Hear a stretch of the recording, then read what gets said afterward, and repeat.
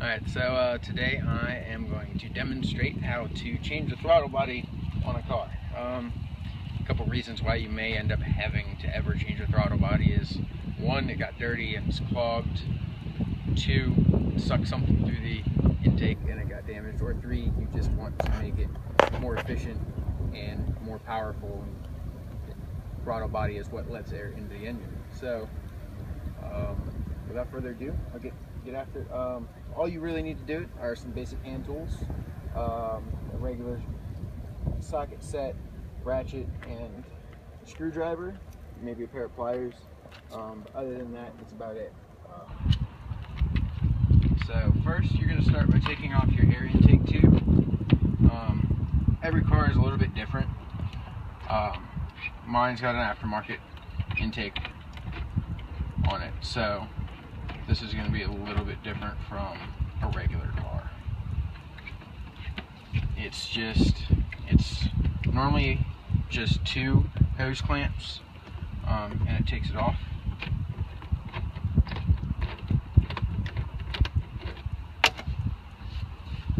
And this breather tube.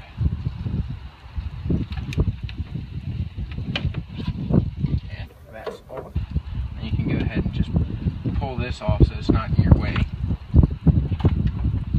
Next, you're going to take these clips off. Mine have little safety things built into them, so you have to pull this back before you can push the button down. And the same thing over here. And then all you have left are the 4 bolts that hold it on. And for that, for mine, it's just an 8mm socket and a ratchet. And you just break them loose.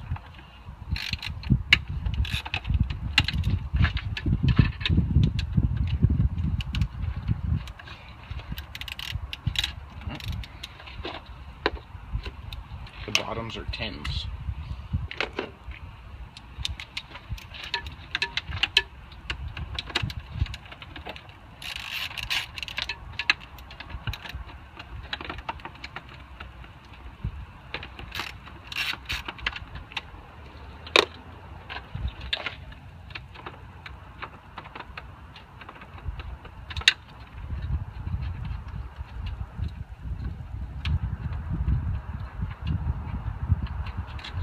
And you're going to want to make sure that, like, all these small parts, like the nuts and bolts and whatnot, you're going to want to make sure you keep them somewhere where you're not going to, like, knock them on the ground or whatever, because you might be doing it in your gravel driveway, and you don't want to drop one of these tiny little nuts down in the gravel. You will never find it.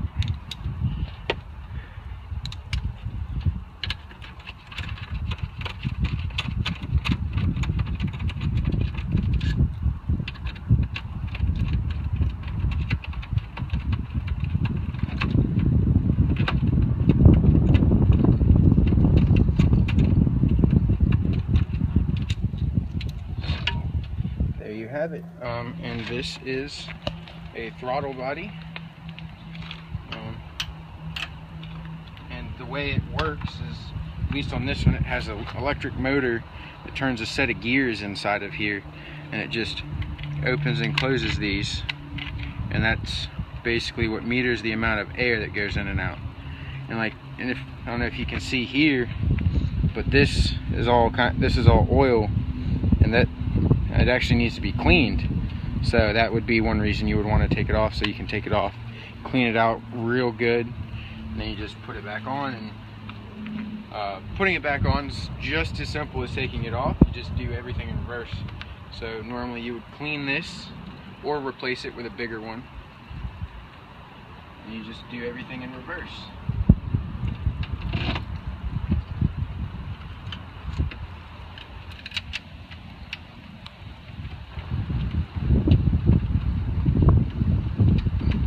Also being careful not to drop anything inside of your intake manifold, because if you get something in there, then you have to take the entire manifold off and get it out before you can do anything else, because after this point there's nothing that blocks anything from going down into the valves and into the intake runners, and damaging the internals of your engine, which can be very expensive.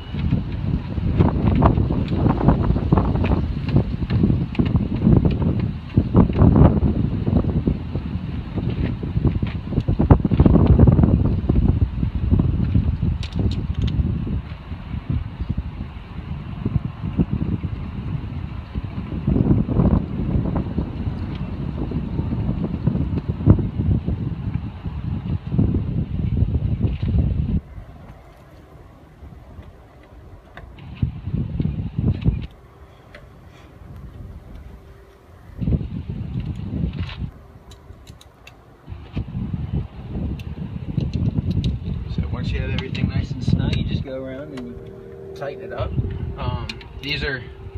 There's no real torque specs for these. They're very, just tighten them with a small ratchet or wrench.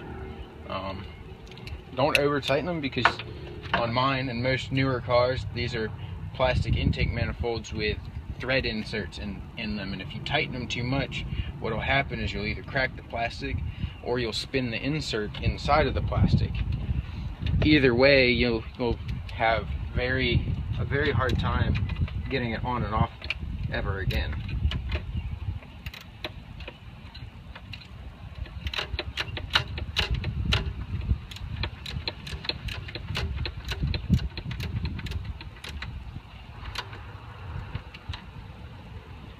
So that's back on, and then just make sure you hook up your cables.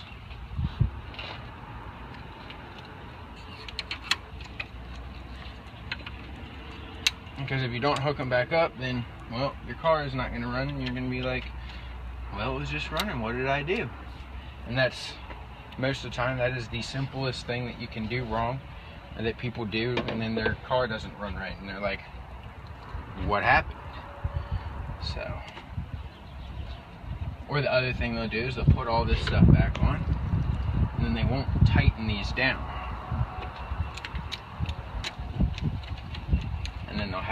And then you'll have a vacuum leak, which it's sucking extra air in from somewhere and it's not metering it properly. So then it doesn't have enough fuel to burn with the amount of air you're running, and it runs lean and can damage your engine.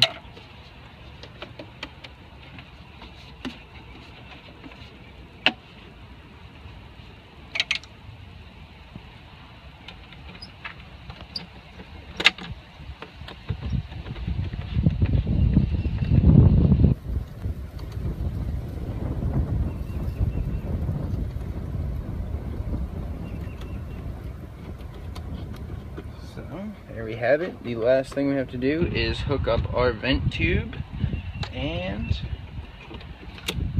we're done. And then all you do is pick up the tool so you don't leave anything in here, and then you can go ahead and start it up and see if you did everything right. And if you didn't do anything right, you will know, because it won't start. So let's have at it.